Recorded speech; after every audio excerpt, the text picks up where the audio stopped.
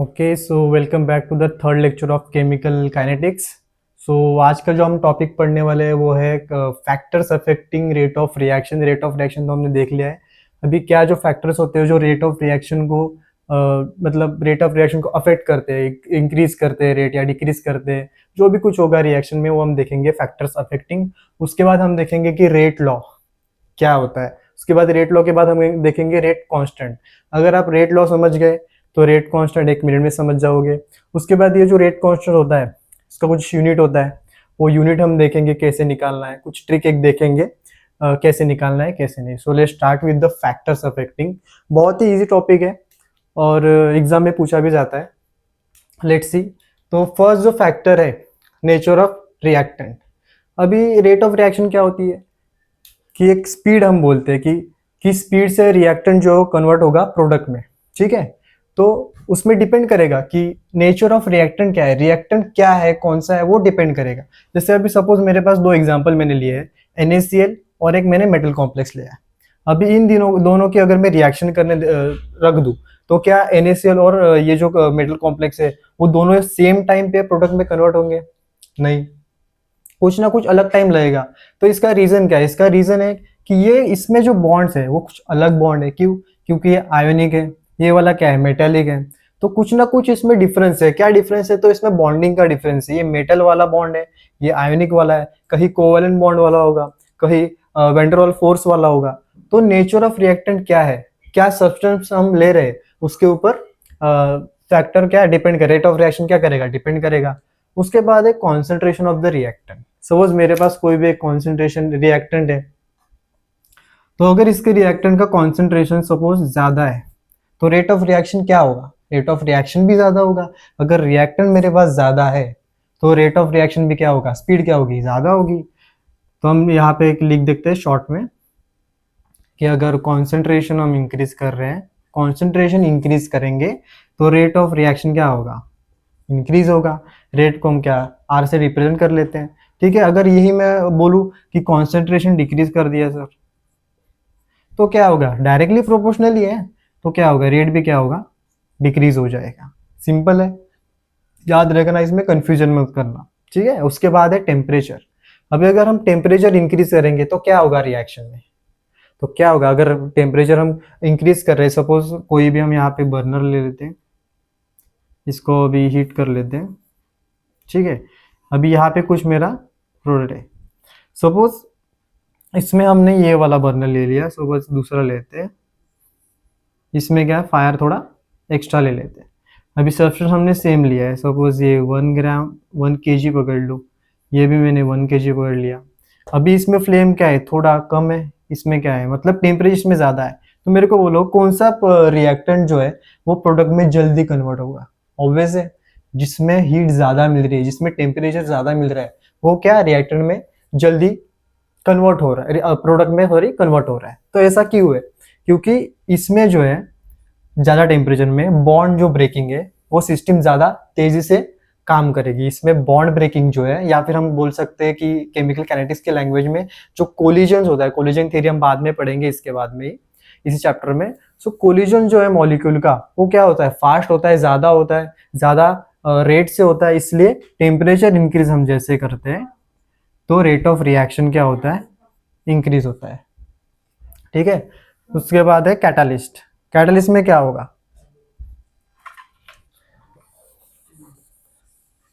ये जो फैक्टर्स मैं बता रहा हूँ ये अंडरस्टैंडिंग की चीज है, इसको याद में रखने की चीज नहीं है, एकदम सिंपल से कॉमन सेंस की बात है, ठीक है। टेम्परेचर इंक्रीज करेगा तो रेट इंक्रीज करेगा, कॉन्सेंट्रेशन इंक्रीज हो रहा है तो क्या रेट भी इंक्रीज होगा, कॉन्सेंट्रेशन डिक्रीज हो रहा है तो रेट भी डिक्रीज होगा। किस टाइप का बॉन्ड या किस टाइप का सब्सटेंस है उस पर डिपेंड करेगा। नेचर ऑफ रिएक्टेंट हो गया, कॉन्सेंट्रेशन ऑफ रिएक्टेंट हो गया, टेम्परेचर तो सिंपली आप समझ गए होंगे। अभी कैटालिस्ट क्या होता है, कैटालिस्ट का डेफिनेशन तो जाने दो। कैटालिस्ट आपको पता है कि कैटालिस्ट जिस भी रिएक्शन में टेक पार्ट करेगा वो क्या उसका रेट या फिर हम बोलते हैं कि स्पीड बढ़ा देता है, ठीक है, स्पीड इसका इंक्रीज होता है। तो अभी हम इसको कॉम्पिटिटिव एग्जाम के लिए पढ़ रहे हैं, तो उसके पॉइंट ऑफ व्यू में मैं बताना चाहता हूँ कि कैटालिस्ट हमेशा रेट इंक्रीज ही नहीं करता है, कभी डिक्रीज भी कर सकता है। मतलब क्या, दो टाइप के कैटालिस्ट जो होते हैं, वो एक जो होता है वो होता है पॉजिटिव कैटालिस्ट, ठीक है, एक जो होता है निगेटिव कैटलिस्ट। ठीक है, जो कैटलिस्ट बेसिकली अगर हम बात करेंगे तो क्या होना चाहिए, अगर कैटलिस्ट हमने डाल दिया तो क्या रेट ऑफ रिएक्शन क्या होगा, इंक्रीज होना चाहिए, रेट जो होता है इंक्रीज होता है। ठीक है, अगर हम ओनली कैटलिस्ट की बात करें। पर अगर हम पॉजिटिव और नेगेटिव में बात करेंगे तो पॉजिटिव कैटलिस्ट क्या होता है, पॉजिटिव कैटलिस्ट वो होता है जिसमें हम क्या करते हैं, रेट ऑफ रिएक्शन इंक्रीज, मतलब कोई ऐसा कैटलिस्ट जिसको डालने के बाद क्या होता है, रेट ऑफ रिएक्शन मतलब स्पीड ऑफ रिएक्शन जो क्या इंक्रीज होती है। तो नेगेटिव क्या होगा, इसका अपोजिट, एक ऐसा कैटलिस्ट या कि एक ऐसा सब्सटेंस जो हम रिएक्शन में डालने के बाद रिएक्शन स्लो डाउन होती है। ठीक है, तो ये चीज होती है। तो पॉजिटिव कैटलिस्ट डालेंगे तो क्या होगा, रेट क्या होगा, इंक्रीज होगा, रेट इंक्रीज हो रहा है। नेगेटिव डालेंगे तो क्या होगा, रेट जो है डिक्रीज हो रहा है, रेट ऑफ रिएक्शन क्या हो रहा है, डिक्रीज हो रहा है। तो ये क्यों होता है, तो यहाँ पे मैं लिख लेता हूँ, इसका जो कनेक्शन है वो क्या है, एक्टिवेशन एनर्जी से है। सपोज यहाँ पे मैं एक्टिवेशन एनर्जी ले लेता हूँ, यहाँ पे रिएक्शन कोऑर्डिनेट जो हमारे होंगे। तो सपोज यहाँ पे मैं पहला ग्राफ ले लेता हूँ, पहला मैं ले लेता हूँ यहाँ पे, ये है विदाउट कैटलिस्ट, विदाउट कैटलिस्ट। ठीक है, याद रखना है विदाउट कैटलिस्ट है। अभी जैसे ही मैंने यहाँ पे कोई कैटलिस्ट डाला, सपोज पॉजिटिव कैटलिस्ट मैंने डाला, तो क्या होगा, पॉजिटिव कैटलिस्ट से क्या होगा, रिएक्शन का रेट जो है वो क्या इंक्रीज होगा। और एक्टिवेशन एनर्जी क्या होती है, एक मिनिमम एनर्जी होती है जो रिएक्टर को चाहिए होती है कि वो प्रोडक्ट में कन्वर्ट हो, मतलब minimum amount of energy required to reactant converted into the product. ठीक है, तो अगर मेरे को बताओ एक्टिवेशन एनर्जी जो मैंने अभी बताया डेफिनेशन, वो चीज होती है। तो मेरे को बताओ, अगर मैं कैटलिस्ट डाल रहा हूँ तो एक्टिवेशन क्या एनर्जी क्या होगी, कम होगी। मतलब क्या, अभी कम एनर्जी रिक्वायर होगी रिएक्टेंट को प्रोडक्ट में जाने के लिए। सही है, तो यहाँ पे क्या होगा, एक्टिवेशन एनर्जी क्या होगी, कम हो गई। ठीक है, इसकी वजह से क्या है, रेट ऑफ रिएक्शन क्या हो गया, इंक्रीज हो गया। अभी अगर मैं नेगेटिव कैटलिस्ट की बात करूँ तो क्या होगा, ये क्या करता है, रिएक्शन को धीमे करता है। मतलब मिनिमम एनर्जी हमको जो रिक्वायर्ड हो रही है वो क्या होगी, अब ज्यादा हो जाएगी। ये क्या है, विथ नेगेटिव कैटलिस्ट है। ठीक है, नेगेटिव कैटलिस्ट, ये क्या है, विथ पॉजिटिव कैटलिस्ट। ठीक है, इस तरीके से कुछ होता है। इस पे क्वेश्चन आ भी सकता है एग्जाम में, कि जैसे ग्राफ मैंने बताया, इसमें से क्वेश्चन आ सकता है कौन सा नेगेटिव कैटलिस्ट के साथ है, कौन सा पॉजिटिव कैटलिस्ट के साथ है, विदाउट कैटलिस्ट है, या फिर हम बोल सकते हैं कैटलिस्ट डालने के बाद क्या होता है क्या नहीं। ये सब चीज एग्जाम में पूछ सकते हैं। उसके बाद surface area of the reactant. अभी मैं आपको एक एग्जांपल से बताता हूँ, एकदम इजी है, याद नहीं रखना है, बस अंडरस्टैंड करो। ठीक है, सपोज मेरे पास सेम हम एक रिएक्शन ले लेते हैं, रिएक्शन नहीं है, कोई भी एक ले लेते। सपोज ये मेरे पास कुछ है, इसमें मैंने कुछ 1 kg का कुछ रिएक्टेंट ले लिया, नीचे से हीट दे दिए। ठीक है, ड्राइंग पे ध्यान मत दो।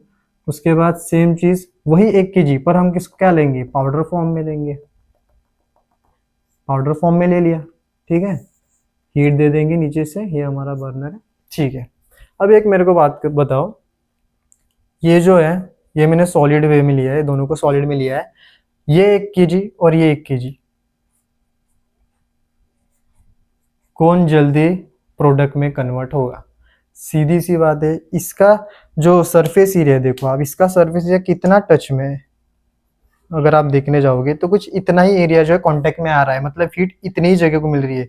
जब इसका रिएक्शन होगा तब ये वाला पार्ट आएगा, इसके बाद ये, इसके बाद ये, इसके बाद ये। ठीक है, मतलब रिएक्शन को थोड़ा टाइम लगेगा, ये ज्यादा टाइम लेगी। इसके बाद अगर हम इसमें देखेंगे तो ये देखो, पूरे जो पार्टिकल फॉर्म में या स्मॉलर पार्टिकल फॉर्म में है, इसको ये जो है वो डायरेक्टली इन टच में है हीट के, तो ये क्या वेरी फास्ट रिएक्शन में क्या हो जाएंगे, कन्वर्ट हो जाएंगे प्रोडक्ट में। तो हमें इससे क्या पता चलता है कि surface area of the reactant matter करता है रेट ऑफ रिएक्शन के लिए। सरफेस एरिया जितना ज्यादा होगा, मतलब जितना स्मॉलर पार्टिकल साइज, जितना ज्यादा greater the surface area and rate of reaction उतना ज्यादा। ठीक है, मैं लिख के देता हूँ यहाँ पे, देखो स्मॉल पार्टिकल साइज क्या होगी, स्मॉल होगी। सरफेस एरिया क्या होगा, ग्रेटर होगा, ग्रेटर द सरफेस एरिया। मतलब सरफेस, अगर हम उस 1 kg रिएक्टेंट को हमने जब पाउडर फॉर्म में लिया तो उसका सरफेस एरिया इंक्रीज हो गया। ठीक है, इसलिए हम लिख रहे हैं ग्रेटर द सरफेस एरिया, जितना स्मॉल पार्टिकल साइज होगा उसका उतना सरफेस एरिया क्या होगा, ज्यादा होगा, तो रेट ऑफ रिएक्शन क्या होगा, रेट ऑफ रिएक्शन क्या होगा, ज्यादा होगा, इंक्रीज होगा। ठीक है, ऐसे कुछ क्वेश्चन जो है एग्जाम में आ भी सकते हैं इन फ्यूचर। ठीक है, उसके बाद हमारा जो टॉपिक नेक्स्ट टॉपिक है वो है रेट लॉ। एज आप डेफिनेशन देख सकते हो यहाँ पे, experimentally determine expression which relates rate of reaction with concentration of reactant. Simply एक चीज बताता हूं मैं आपको, बस याद क्या रखना है, रेट लॉ एक एक्सपेरिमेंटली डिटरमाइन एक्सप्रेशन है, एक एक्सप्रेशन है। ठीक है, जैसे हमारा कोई फॉर्मूला होता है वैसे एक एक्सप्रेशन है। रेट लॉ क्या है, एक एक्सपेरिमेंटली डिटरमाइन एक्सप्रेशन है। वो क्या रिलेट करता है, रेट और कॉन्सेंट्रेशन ऑफ द रिएक्टेंट। ठीक है, इनको ये क्या करता है, देखो ये मेरे पास दो रिएक्टेंट है, दो रिएक्टेंट है, ये स्टोइशियोमेट्री हो गया उनका। ठीक है, स्टोइशियोमेट्री या स्टोकियोमेट्री जो भी आप प्रोनाउंस करो। उसके बाद ये रिएक्टेंट हमें क्या दे रहे हैं, प्रोडक्ट दे रहे हैं। तो ये रेट लॉ क्या करेगा, बस रेट, रिएक्शन का जो स्पीड है, रेट है, उसको क्या करेगा, इस रिएक्टेंट के साथ क्या करेगा, रिलेट करेगा। कैसे रिलेटेड, डायरेक्टली प्रोपोर्शनल है, इनवर्सली प्रोपोर्शनल है, कैसे उसके साथ रिलेशन में है, मतलब रिलेट्स करता है ये इसको। ठीक है, सिंपल वे में क्या हो गया, experimentally determine expression which relates rate of reaction, देखो rate of reaction with concentration of the reactant, concentration of the reactant को क्या रिलेट करता है, इन दोनों चीज को जो जोड़ने वाली क्वांटिटी होती है उसको हम क्या बोलते हैं, रेट लॉ एक्सप्रेशन। ठीक है, जनरल रिएक्शन कंसिडर करिए, Ma प्लस Nb दो रिएक्टेंट है जो क्या प्रोडक्ट में कन्वर्ट हो रहे हैं। तो इसका रेट कैसे हम लिखेंगे, रेट क्या होगा, तो रेट अभी हमने बताया कि रेट ऑफ द रिएक्शन जो है, रेट वो क्या है, रिलेट करता है directly proportional with concentration of the reactant. और जो स्टोकियोमेट्री स्टोइशियोमेट्री जो होती है वो क्या हम पावर में लिखते हैं यहाँ पे, जो कि हम ऑर्डर ऑफ रिएक्शन फाइंड करने के काम आता है, जो कि हम नेक्स्ट लेक्चर में पढ़ेंगे, order of reaction and molecularity.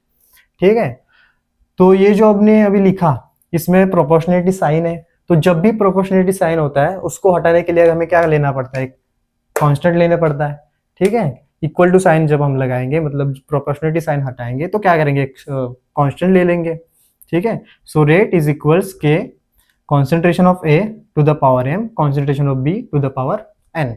तो अभी ये के जो कांस्टेंट है, ये क्या चीज है यहाँ पे, उसको हम बोलते हैं रेट कांस्टेंट। ठीक है, तो इसी में हम पढ़ेंगे रेट लॉ में रेट कांस्टेंट होता क्या है, इसको हम के से डिनोट करते हैं। सो के इज कॉल्ड रेट कांस्टेंट, और उसका दूसरा नाम भी है स्पेसिफिक रेट ऑफ रिएक्शन, इसका तीसरा नाम भी है वेलोसिटी कांस्टेंट।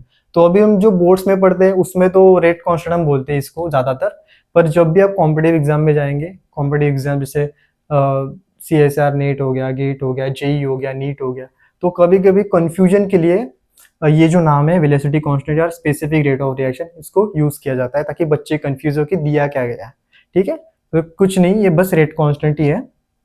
उसके बाद अभी हम रेट कांस्टेंट की डेफिनेशन देखते हैं क्या होता है। ठीक है, ये जो रिएक्शन है रेट लॉ का, अगर उसमें हमने A concentration of A, concentration of B, इनको सेम मान लिया, मतलब क्या इक्वल मान लिया, यूनिटी मान लिया, वन मान लिया। ठीक है, मोल इनवर्स, मोल पर लीटर इनवर्स। ठीक है, तो ये जो है मैं आपको सिखाऊंगा यूनिट कैसे निकालने हैं, पहले इस पे ध्यान देते हैं। ठीक है, तो अगर इसको इक्वल ले लिया तो ये क्या हो जाएगा, ये भी वन हो गया, ये भी वन हो गया, तो बचा क्या, रेट इज इक्वल टू के, ये पूरी टर्म क्या होगी, वन हो गई। ठीक है, तो रेट इज इक्वल टू के बचा है हमारे पास।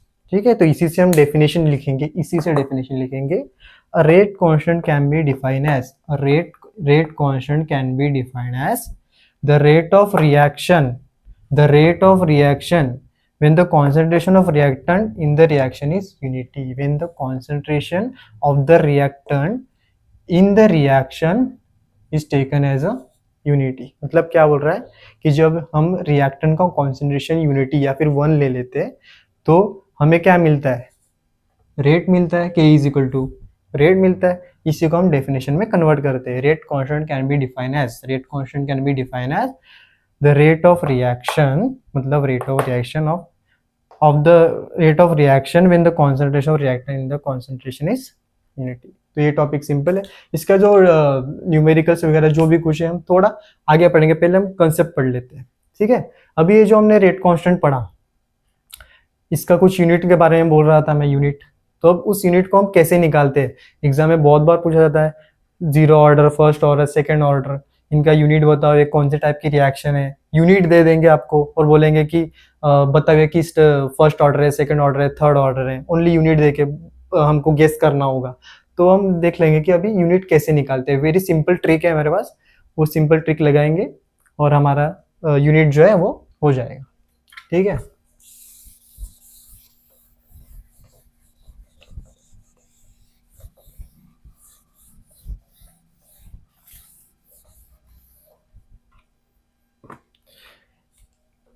तो ठीक है, अभी हम देखेंगे unit of a rate constant, unit of rate constant. ठीक है, तो एक बेसिकली जनरल फॉर्मूला होता है इसमें, सिंपली क्या होता है, रेट कांस्टेंट, इसको याद कर लो तो आपका सब कुछ हो जाएगा, यूनिट आपको कभी कंफ्यूजन नहीं देगा। ठीक है, रेट कांस्टेंट किससे डिफाइन करते हैं, के से। Rate constant is equal to concentration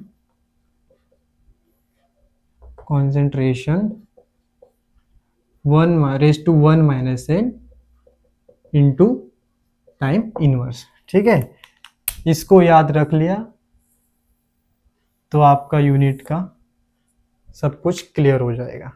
ठीक है, यहाँ पे जो n जो है वो क्या करता है, ऑर्डर बताता है हमको, ऑर्डर ऑफ रिएक्शन। अभी ऑर्डर एंड मॉलिक्यूलरिटी हम इसके बाद के लेक्चर में पढ़ने वाले हैं। ठीक है, ये हो गया ऑर्डर ऑफ रिएक्शन। कॉन्सेंट्रेशन हम किस में डिनोट करते हैं, मोलार में। मोल क्या होता है, moles per litre, moles per litre होता है। ठीक है, अभी हम शुरू करते हैं। अभी मैंने आपको बोल दिया कि जीरो ऑर्डर रिएक्शन का यूनिट बताओ मेरे को क्या होता है। ठीक है, जीरो ऑर्डर रिएक्शन के लिए जीरो ऑर्डर रिएक्शन ले लिया। ठीक है, तो अभी यही वाला फॉर्मूला यूज करना है हमको। चलो पहले तो हम एन की वैल्यू लिख लेंगे, जो हमारा एन है, ऑर्डर ऑफ रिएक्शन तो क्या है, जीरो है। ये वाला फॉर्मूला लिख लेंगे, क्या है, के इज इक्वल्स कॉन्सेंट्रेशन। कॉन्सेंट्रेशन हम किस में कन्वर्ट करें, किया है हमने, मोल्स पर लीटर में किया है। तो चलो इसको मोल्स पर लीटर में कर लेते हैं, मोल्स पर लीटर। अभी 1 माइनस एन, एन की वैल्यू हमने क्या लिया है, पे जीरो लिया है। चलो ये पहले कर लेता हूँ ऐसे ही, 1 minus N and time inverse. ठीक है, अभी moles per litre 1 minus zero time inverse. ठीक है, ये टाइम जो यहाँ पे कुछ भी हो सकता है, जैसे कि यहाँ पे मैंने मान लिया यहाँ पे सेकेंड हो सकता है, या फिर यहाँ पे मिनट हो सकता है, या फिर यहाँ पे हावर हो सकता है, या फिर यहाँ पे ईयर्स में भी हो सकता है, एंड सो ऑन। ठीक है, तो 1 माइनस जीरो क्या होता है, 1 होगा। तो मोल लीटर टाइम इनवर्स। ठीक है, तो आगे अगर आपको मैं पूछूं कि जीरो ऑर्डर रिएक्शन का रेट कांस्टेंट का यूनिट क्या होता है, तो क्या होगा, मोल लीटर टाइम इनवर्स। ठीक है, अभी हम देख लेते हैं कि फर्स्ट ऑर्डर के लिए क्या होगा। चलो देख लेते हैं फर्स्ट ऑर्डर के लिए क्या होगा। यहाँ पे लिखता हूँ फर्स्ट ऑर्डर। चलो एन की वैल्यू क्या आएगी, 1 आएगी। के इज इक्वल्स क्या होगा, moles per litre, concentration raise to 1 minus N होता है, तो 1 माइनस 1 आ जाएगा यहाँ पे, और यहाँ पे क्या आ जाएगा, टाइम इनवर्स। टाइम इनवर्स आ गया, 1 माइनस 1 क्या होता है, जीरो होता है। चलो लिख लेते हैं moles per litre zero time inverse. अभी एनीथिंग रेस टू जीरो क्या होता है, 1 होता है बेटा। ठीक है, यहाँ पे मैं लिखता हूँ anything raise to zero is equal to क्या होता है, 1 होता है। ठीक है, तो ये हो जाएगा 1 इंटू टाइम इनवर्स, क्या होगा, टाइम इनवर्स, टाइम इनवर्स। ये हो गया क्या, फर्स्ट ऑर्डर रिएक्शन के लिए यूनिट। अभी सेम चीज़ अगर आप सेकेंड ऑर्डर के लिए करेंगे, इसी पे मैं कर देता हूँ इसको। अभी सपोज हम सेकेंड ऑर्डर के लिए करेंगे, ठीक है। तो ये फर्स्ट ऑर्डर था, चलो इसमें चेंज कर देंगे। देखो सेकेंड ऑर्डर के लिए कर रहे हैं, सेकेंड ऑर्डर के लिए तो एन की वैल्यू क्या हो जाएगी, 2 हो जाएगी यहाँ पे। मोल पर लीटर 1 माइनस है, अभी यहाँ पे एन की वैल्यू क्या आएगी, 2 आएगी यहाँ पे। तो 1 माइनस टू कितना होता है, ये तो सेम ही आएगा। 1 माइनस टू कितना होता है, -1, -1। अभी इसको पॉजिटिव क्वांटिटी करते हैं हम लोग, ठीक है।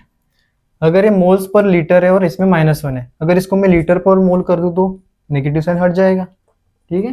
तो इसको क्या करूँगा मैं, लीटर पर मोल टाइम इनवर्स वैसे की वैसे। यहाँ पे क्या हो गया, लीटर पर मोल हो गया। ये वाला जो है एग्जाम में आके भी गया है या फिर आ भी सकता है, तो ये वाला याद रखना सेकेंड ऑर्डर के लिए, ठीक है, बहुत ज़्यादा इंपॉर्टेंट है। तो आज के लिए इतना ही था हमारा, जिसमें हमने फैक्टर्स देखे, रेट लॉ क्या होता है, रेट कांस्टेंट क्या होता है, और यहाँ पे हमने देखे rate of unit of rate constant देखे। अभी जो नेक्स्ट हमारा लेक्चर होगा उसमें हम देखेंगे ऑर्डर एंड मॉलिकुलरिटी, उनका डिफरेंस देखेंगे, उसी से उसकी चीज़ें क्या हम कर जाएंगे, क्लैरिफाई करते जाएंगे, ठीक है। Thank you.